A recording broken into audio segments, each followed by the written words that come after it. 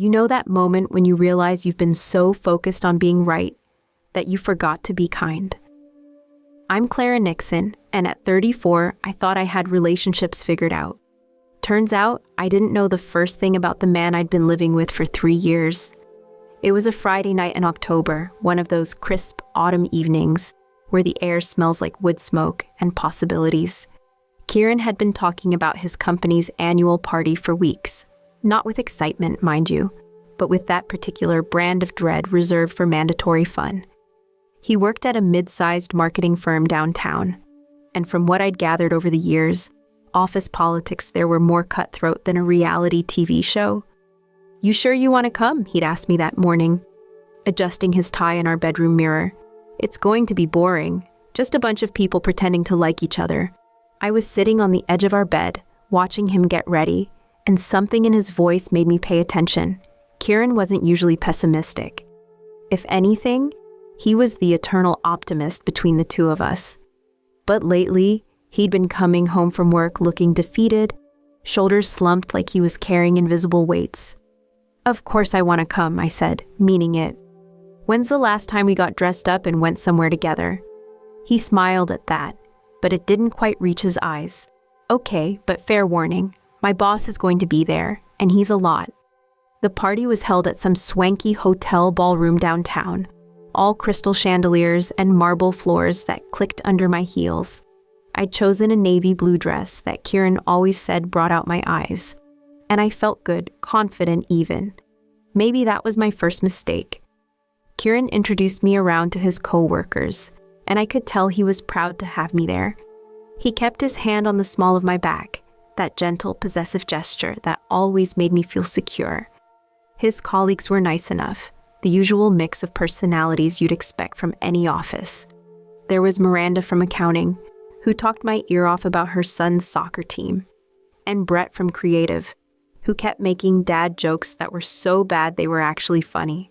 But then I met him. Harrison Wolf, Kieran's boss, was exactly what you'd picture when someone says successful executive. Silver-haired, expensive suit, handshake that lasted just a beat too long.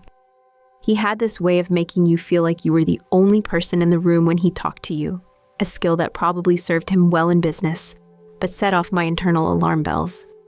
"So you're the famous Clara," he said when Kieran introduced us. "I've heard so much about you." "All good things, I hope," I replied, falling back on that automatic social response we all use. "Oh, definitely. Kieran talks about you constantly. You're in publishing, right?" "Editorial work, yes. Mostly freelance these days." Harrison's eyes lit up. "Fascinating field. I actually have some thoughts about the future of digital publishing that I'd love to run by someone with your expertise." I glanced at Kieran, who was talking to someone else, and turned back to Harrison. I'd be happy to hear them. And that's how it started. We ended up at a tall cocktail table near the bar, Harrison gesturing animatedly as he outlined his vision for content marketing in the digital age. I have to admit, he wasn't wrong about most of it.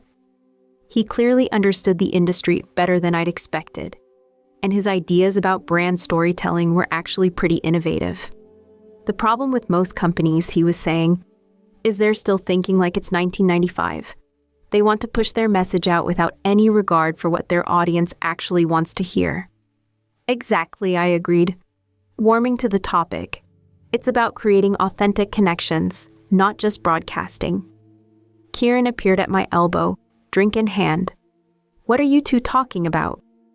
"Just picking Clara's brain about publishing trends," Harrison said smoothly. "She's brilliant. You're lucky to have her." I felt Kieran tense slightly beside me, but I was enjoying the conversation too much to pay attention to the warning signs. It felt good to talk about my work with someone who understood it, someone who valued my opinion. At home, Kieran was supportive, but he didn't really get what I did. Harrison did. "You know what your company should do," I said to Harrison, leaning forward slightly, "is hire someone like me to consult on your content strategy. I bet you're losing clients because your messaging isn't connecting emotionally." Harrison laughed, a rich, appreciative sound. "You're not wrong. We've been struggling with client retention lately." That's when Kieran spoke up. "Actually, our retention rates are fine. We just signed 3 new long-term contracts last month. I looked at him, surprised by the defensive edge in his voice. I'm sure you did, honey, but I'm talking about the bigger picture. Sometimes it helps to have an outside perspective. An outside perspective on what exactly? Kieran's voice had gone flat. Harrison jumped in before I could answer. Now, let's not get territorial.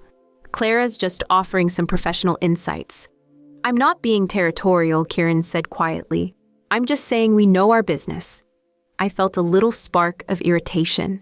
Why was he being so prickly? I was trying to help, trying to show interest in his work.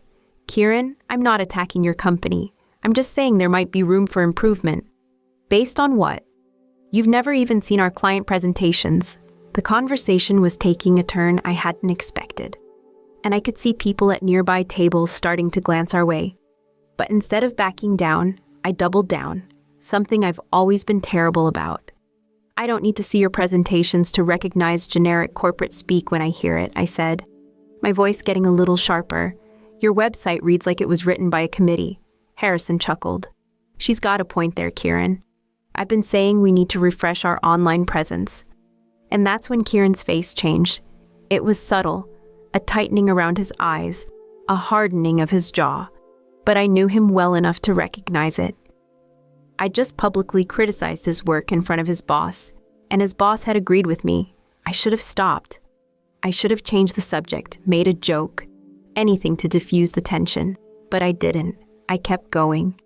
It's not personal, I said to Kieran, reaching for his arm.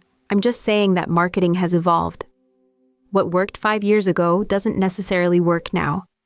Right, he said, pulling his arm away gently but firmly. And you're the expert. There was something in his tone, a hurt I hadn't heard before. It made me defensive. I am, actually. It's literally what I do for a living. Harrison was watching this exchange like it was dinner theater, clearly enjoying the show. That should have been another red flag, but I was too caught up in being right to notice. You know what? I continued, my voice rising slightly. Maybe instead of getting defensive, you should consider that I might actually know what I'm talking about. I've helped dozens of companies improve their content strategy. Companies that aren't mine, Kieran said quietly. So what? Good advice is good advice. And bad advice is still bad advice, even when it comes from someone you're sleeping with. The words hung in the air like smoke. I felt my face flush hot, and not just from embarrassment. He'd never spoken to me like that before, certainly not in public. Harrison cleared his throat. Perhaps we should— No, I interrupted. My temper fully ignited now. Let's finish this conversation. Kieran, if you can't handle professional criticism, maybe that says something about your confidence in your own work. I watched Kieran's face go completely still. It was like watching someone shut down from the inside out. When he spoke again, his voice was so quiet, I had to lean forward to hear him. You know what, Clara? You're right. I can't handle it. I can't handle being humiliated by my girlfriend in front of my boss. I can't handle having my work torn apart by someone who's never sat in a client meeting or pitched a campaign or dealt with the actual reality of what I do every day. My heart started pounding. This had gone too far, and I knew it. But my pride wouldn't let me back down. I'm not humiliating you. I'm trying to help you. No, he said, standing up from the table. You're showing off. You're performing for him. He gestured at Harrison. And you're using me as your opening act. The accusation hit me like a slap. That's not— It is, though. Kieran's voice was getting louder now, and I could feel eyes on us from across the room. You do this, Clara. You turn every conversation into a performance, where you get to be the expert, and I get to be the idiot who doesn't know his own job. I stood up too, my cheeks burning. That's not fair, isn't it? He looked at Harrison, who was suddenly very interested in his drink. Tell me, Mr. Wolf, in your professional opinion, do you think it's appropriate for someone's girlfriend to publicly critique their work at a company party? Harrison held up his hands. I don't think I should— Of course you don't, Kieran said bitterly. Because you got what you wanted. You got to watch her tear me down, and now you get to play the reasonable one. I felt something cold settle in my stomach. Kieran, stop it. You're embarrassing yourself." The words were out before I could stop them, and I watched them hit him like physical blows. His face went completely white, and for a moment, I thought he might actually walk away. Instead, he did something I'd never seen him do before. Kieran reached into his jacket pocket and pulled out a small velvet box, a ring box. My breath caught in my throat. The noise of the party faded to a distant hum as he set it on the table between us with a soft click. "I was going to do this tonight," he said, his voice hollow. "I had this whole plan. I was going to wait until we got home, maybe put on some music, make it special. I've been carrying this around for 2 weeks, waiting for the right moment." I stared at the box like it might explode. "Kieran, I've been working extra hours, taking on projects I hate, kissing up to people like him." He nodded toward Harrison. "All so I could afford this. All so I could give you the kind of proposal you deserve." My hands were shaking. The room felt too hot, too bright. "Please don't," but you know what I realized just now? I don't want to marry someone who thinks so little of me. I don't want to spend the rest of my life being corrected and criticized and made to feel small every time I open my mouth. That's not what It is, though. He picked up the box and put it back in his pocket. "It's exactly what you do. And I'm done pretending it doesn't hurt." Harrison was looking anywhere but at us now, clearly regretting his role in this disaster. Other people were staring openly, their conversations dying as they tuned into our drama. "Kieran, please," I whispered. "Can we just talk about this at home?" "No," he said firmly. "I'm done talking, I'm done explaining, I'm done being your project." He turned to leave, then stopped and looked back at me one more time. "You want to know what's funny? You were right about the website. It does need work. I've been telling Harrison that for months, but he doesn't listen to me because I'm just some middle manager who doesn't know his own job. He listens to you because you're new, because you're impressive, because you're not me." He walked away then, weaving through the crowd toward the exit. I stood there frozen, clutching my purse, aware that everyone was looking at me, but unable to move. Harrison cleared his throat. "Clara, I think maybe—" "Don't," I said sharply. "Just don't." I grabbed my coat and followed Kieran out of the ballroom, my heels clicking frantically on the marble floor. But by the time I made it to the parking garage, his car was already gone. I had to call an Uber, which was humiliating enough without having to explain to the driver why I was crying in his back seat. The ride home felt endless, every red light giving me more time to replay the conversation in my head. Had I really been that bad? I'd just been trying to help, trying to show interest in his career. But even as I told myself that, I could hear my words from earlier, sharp and dismissive. Maybe instead of getting defensive, you should consider that I might actually know what I'm talking about. God, I sounded awful. When I finally got home, Kieran's car wasn't in the driveway. I let myself into our apartment, kicked off my heels, and sat on the couch in my navy dress, staring at my phone. I should call him. I should apologize. But what would I say? That I was sorry for having opinions? That I was sorry for trying to help his career? The more I thought about it, the more confused I became.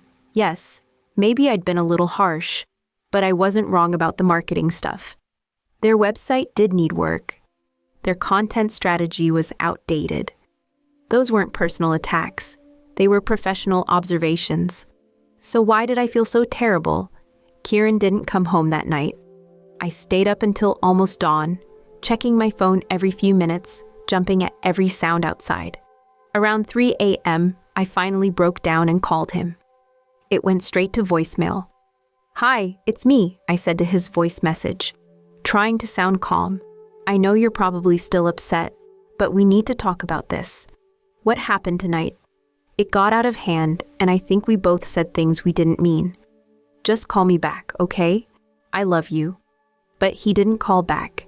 The next morning, I made coffee for 2 out of habit, then stared at the extra mug like it was mocking me. I tried to keep busy, cleaned the apartment, caught up on work emails, organized my closet. But nothing could distract me from the silence. By evening, I was starting to panic. This wasn't like Kieran. We'd had fights before, but he'd never disappeared like this. He'd never ignored my calls. I tried again. Voicemail. Kieran, this is ridiculous, I said, my voice sharper this time. Whatever you're trying to prove, you've proved it. I get it, you're mad. But we're adults, and adults talk about their problems. So please just come home so we can figure this out. Still nothing. Sunday afternoon, I called his best friend Oliver. They'd known each other since college. And if anyone would know where Kieran was, it would be him. Hey Clara, Oliver answered. How's it going? Have you talked to Kieran recently? I asked, trying to sound casual. There was a pause. Yeah, actually, he's staying with me for a few days. Relief flooded through me. Oh, thank God, I've been worried sick. Can you put him on the phone? Another pause, longer this time. Clara, he doesn't want to talk to you right now. The words hit me like cold water. What do you mean he doesn't want to talk to me? We had a fight, Oliver, not a divorce. I know, but look, he told me what happened at the party. He's pretty shaken up. Shaken up by what? We had a disagreement about work stuff. People disagree about work all the time. Clara. Oliver's voice was gentle but firm. It wasn't just a disagreement. You humiliated him in front of his boss. You made him look incompetent at his own company party. I felt my defenses rising. I did not humiliate him. I offered professional advice. If he took it personally, that's on him. Is it, though? The question hung in the air. I opened my mouth to argue, then closed it again. He was going to propose to you, Oliver continued quietly. Did you know that? He's been planning it for weeks. He was so excited, Clara. I haven't seen him that happy in years. My throat tightened. He told you about the ring. He didn't have to. I went with him to pick it out. 3 weeks ago, we spent an entire Saturday looking at rings because he wanted to find the perfect one. He kept saying you deserved something special, something that would show you how much he loved you. I sank onto the couch, phone pressed to my ear. Oliver, I didn't know. He wanted to propose at home, somewhere private. But then he said something changed his mind. What changed his mind? You did, Clara. The way you talked to him tonight, the way you dismissed him. He said he realized he couldn't spend his life feeling like he wasn't good enough for you. The words were like a punch to the gut. I don't think he's not good enough. Really? Because that's not how it sounded to him. Or to anyone else who was there, apparently. After I hung up with Oliver, I sat in the dark apartment for a long time, thinking about what he'd said. Was I really that bad? Did I really make Kieran feel inadequate? I started thinking about other conversations we'd had lately. Last month, when he'd gotten excited about a campaign his team had developed, I'd pointed out 3 ways it could be improved. 2 weeks ago, when he'd mentioned wanting to take a photography class, I'd suggested he focus on his career instead. Last week, when he'd cooked dinner and was proud of how it turned out, I'd mentioned that the seasoning was a little off. God, I was exhausting. I'd been so focused on being helpful, on sharing my expertise, on being right, that I'd forgotten to be supportive. I'd forgotten to be kind. The worst part was, I genuinely thought I was helping. In my mind, I was the girlfriend who cared enough to give honest feedback, who loved him enough to help him improve. But looking at it through his eyes, I was just the girlfriend who never thought he was quite good enough. I called him again. Kieran, please pick up, I said to his voicemail. I talked to Oliver and I think I understand now. I think I understand what I did wrong, and I'm so sorry. Please just give me a chance to explain. But he still didn't call back. The next day was Monday, which meant Kieran had to go to work. I knew his schedule. He always got to the office by 8 a.m., always grabbed coffee from the place around the corner first. So I waited. I stationed myself outside his building at 7:45, wearing jeans and a sweater instead of the business clothes I usually wore when I went downtown. I wanted to look approachable, not intimidating. When I saw him walking down the sidewalk, coffee in hand, my heart started racing. He looked tired, exhausted actually, and there were dark circles under his eyes that hadn't been there on Friday. Kieran, I called out. He stopped, shoulders sagging. Clara, what are you doing here? I needed to see you, to apologize properly. This isn't the place, I know it's not. But you won't answer my calls, and I can't just sit at home pretending this didn't happen. He looked around, probably checking to see if any of his coworkers were watching. The last thing he needed after Friday was more workplace drama. 5 minutes, he said quietly. There's a coffee shop around the corner. We walked in silence to a small cafe I'd never noticed before. Kieran ordered another coffee. Apparently, he'd already finished the first one. And I got tea I didn't want just to have something to do with my hands. I'm sorry, I said as soon as we sat down. I'm so sorry, Kieran. I was wrong on Friday night, and I've been wrong about a lot of things. He stared into his coffee cup. What exactly are you sorry for?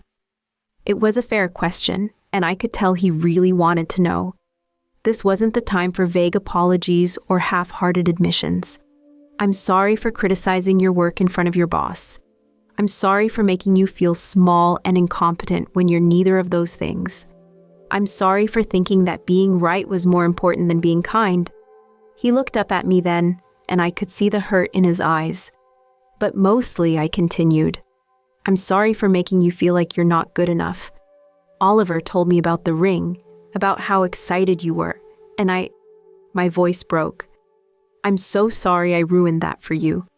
Kieran was quiet for a long time, turning his coffee cup in slow circles on the table. You didn't ruin it, he said finally. You showed me something I needed to see. What do you mean? I mean, if you really loved me, if you really respected me, you wouldn't have done what you did on Friday. And if I really respected myself, I wouldn't have let you talk to me like that for as long as I have. The words stung, but I knew they were true. You're right, I said. I haven't been respectful. I thought I was being helpful, but I was just being horrible. You weren't horrible, Clara. You were just you. And I don't think I can handle being with someone who makes me feel the way you make me feel. We talked for another hour, and it was the most honest conversation we'd ever had. I told him about my own insecurities, about how I sometimes felt the need to prove I was smart and valuable by pointing out problems and offering solutions. He told me about the pressure he felt at work, about how much it meant to him to have a partner who believed in him instead of constantly trying to fix him. I love you, I said as we prepared to leave. I know I have a terrible way of showing it sometimes, but I do love you.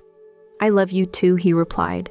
But love isn't enough if it comes with conditions, if it comes with constant criticism and correction. So what happens now? He was quiet for a moment. I think we need some time apart. I think I need to figure out who I am when I'm not being told who I should be. I wanted to argue, to promise I'd change, to beg him to give me another chance. But something in his face told me that wouldn't work. This wasn't about promises or second chances. This was about fundamental patterns that had been building for years. Will you keep the ring? I asked. He smiled sadly. I'll keep it for now.